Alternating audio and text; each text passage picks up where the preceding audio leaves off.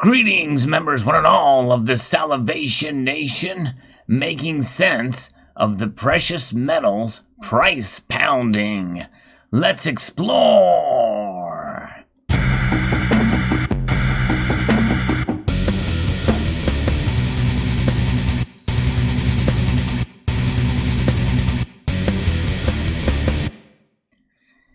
Gold and silver took quite a hit overnight. For those of you who are along for the ride, we cover in a live stream the markets that open up in Asia at 6 p.m. Eastern Time every Sunday night.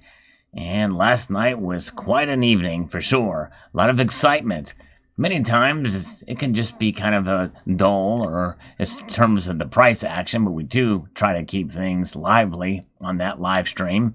But it is about watching the markets as they open up to see what happens. And a lot of things, interesting things can happen in a Sunday night live stream when we watch the markets open up in Hong Kong. Anything from a glitch to an actual crash or a huge spike. We've seen everything happen there so far. And last night was a flash crash of the markets. And they're still down today. In fact, as of the recording of this video, here they are down. Gold is down almost 2%. And silver is down almost 4%, down almost $1. So gold is at $17.30.40 for the ask price, and you can see there that it is now normalized for the spread, because last night the spread was $5 between the bid and ask price, but now it's normalized back to $1 between. And silver as well as normalized. It was a wider spread, I think 50 cents. Or 20 cents, and now it is back down to a dime's worth of difference between the bid and ask price, with it down almost 4%, $23.52, and we have a gold to silver ratio at 73.84, so it has climbed up, the gold to silver ratio there, and the other metals took a hit too, save for rhodium, which is up $50. So making sense of this, there's a lot going on. It kind of exacerbated what happened on Friday, which we saw a pretty big drop on Friday and then that crash on Sunday evening. And we have an article here from Kitco, Jim Wyckoff, gold, silver pounded on notions of tightening monetary policies. Now that's an interesting notion for sure. A lot of psychology can hit the markets. And whether that's realized or not, well, let's see what Mr. Wyckoff has to say about it. As they are sharply lower at midday, U.S. dealings Monday with gold overnight careening to a more than 4-month low of $1,676.40, basis October futures, and silver slumping to a more than 8-month low at the $22.29, based off of the September futures markets. However, prices are trading well off their daily lows and near mid-range at midday. In fact, we saw them sort of sawtooth their way back, clawing their way back out of the doldrums of that deep dive that they took. October gold futures were last down $34.20 at $1,729.90, and September COMEX silver was last down $1.02 at $23.32 an ounce. The metals are still suffering from the reverberations of last Friday's surprisingly strong U.S. jobs report that pushed the U.S. stock indexes to or near their record highs, rallied the U.S. dollar index, pushed the U.S. Treasury yields up, prices are down, all bearish elements for the metals. Gold and silver did somewhat recover from their flash crash overnight lows. The jobs data Friday immediately set off heightened speculation that the Federal Reserve would act sooner to reel in its easy monetary policies. That really spooked the metals market bulls.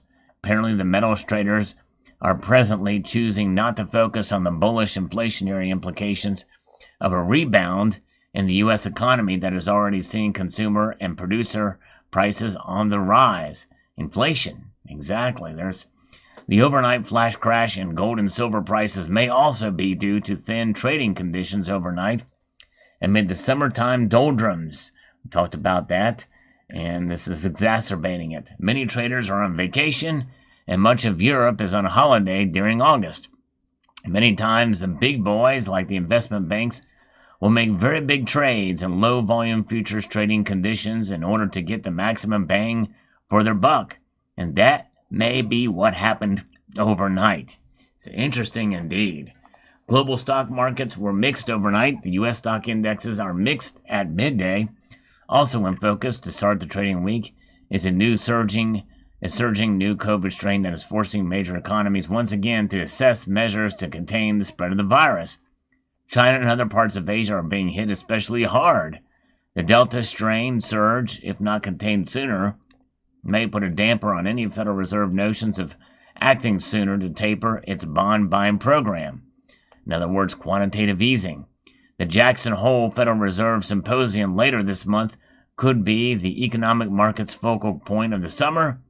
That confab in the past has produced significant monetary policy developments, and we could see that news trickling out, causing movements and actions in the metals markets one way or the other. Someone acknowledging the COVID concerns in the marketplace early this week is the huge U.S. infrastructure spending plan that appears ready to pass Congress and become law. The key outside markets today see the U.S. dollar index higher and hitting a 2-week high. NYMEX crude oil futures prices are solidly down on the increased COVID worries and trading around $66.65 a barrel.